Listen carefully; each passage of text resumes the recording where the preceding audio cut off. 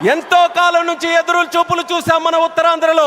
ఆఖరికి గతంలో మీరు చూసుకుంటే కొంతమంది నాయకులు దీన్ని కించపరుస్తూ విమర్శిస్తూ ఈ ప్రాంతాన్ని కించపరుస్తూ ఎయిర్ బస్సు కూడా తిరగని ప్రాంతమని వెక్కిలి నవ్వులు నడిచారు. ఈ రోజు వాళ్ళకి కళ్ళు తెరిచి చూడమంటున్నా ఎయిర్ బస్సులు దిగే ప్రాంతంగా ఉత్తరాంధ్ర మారింది. ఈ రోజు ఎలక్ట్రిక్ బస్సులు వచ్చే ప్రాంతంగా ఉంది.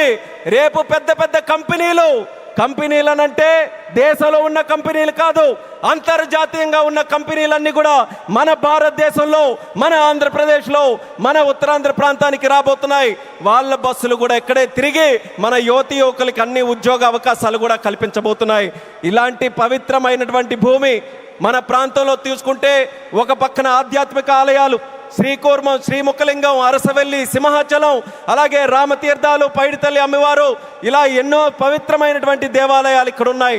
మరొక పక్కన పర్యాటక రంగం, కొండలు, సముద్రం, అలాగే దానితో పాటు ఈరోజు ఉత్తరాంధ్ర దిశని మార్చే విధంగా చంద్రబాబు నాయుడు గారి తాలూకా నాయకత్వంలో గూగుల్ లాంటి సంస్థ ఇక్కడికి వస్తుంది.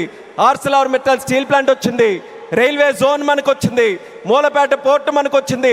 ఇలా లెక్క పెట్టుకుంటూ వెళ్తే ఏ ప్రాంతంలో జరగనటువంటి అభివృద్ధి ఈరోజు మన ఉత్తరాంధ్ర ప్రాంతంలో జరుగుతుందనేది యువతీ యువకులందరికీ కూడా నేను గుర్తు చేస్తున్నాను.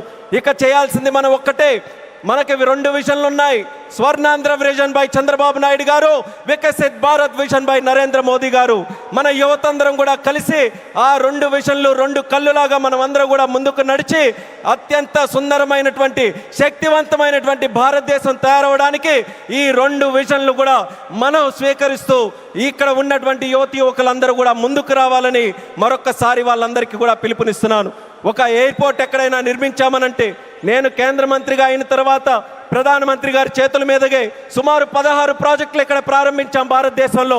కానీ ఏ ఎయిర్పోర్ట్ ప్రాజెక్టు కూడా ఇంత ఘనంగా 2-3 లక్షల మంది ప్రజల తాలూకా ఆశీర్వాదం మధ్యలో, ఇది ఏదో ఒక రాష్ట్ర పండుగ అంటున్నారు. ఇది కేవలం రాష్ట్ర పండుగ కాదు, ఉత్తరాంధ్రలో ఉన్నటువంటి ప్రతి ఇంటి పండుగ ఈరోజు ఈ విమానాశ్రయ ప్రారంభోత్సవ కార్యక్రమం, అందరి గుండెల్లో ఉన్నటువంటి కార్యక్రమం. అటువంటి కార్యక్రమానికి మనం నిజమైన అర్థం ఈరోజు సాకారం చేశాం. అర్థమనంటే భవ్యమైనటువంటి ఒక బిల్డింగ్ కట్టడమే కాదు, దానికి చరిత్ర గుర్తుండిపోయేలా మన్యం వీరుడు అల్లూరి సీతారామరాజు గారి పేరు పెట్టడం, ఇది ఒక చరిత్ర అనేది కూడా తెలియజేసుకుంటున్నాం.